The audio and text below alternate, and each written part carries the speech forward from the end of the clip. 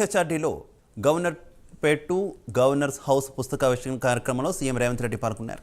జాతీయ రాజకీయాల్లో తెలుగువారి పాత్ర కాలక్రమంగా తగ్గుతుందని, కేంద్ర కేబినెట్లో మనవాళ్లను వెతికి చూసుకోవాల్సిన పరిస్థితి వచ్చిందని రేవంత్ రెడ్డి అన్నారు.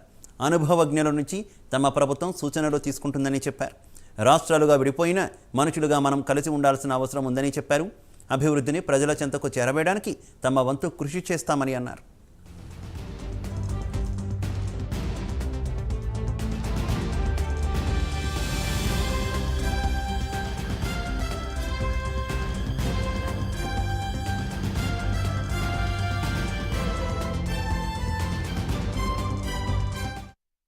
రాజకీయాలలో మన యొక్క పాత్ర కాలక్రమేణా తగ్గుతూ వస్తుంది. ఇది మనందరం నిశ్చితంగా గమనించాల్సిన అంశం.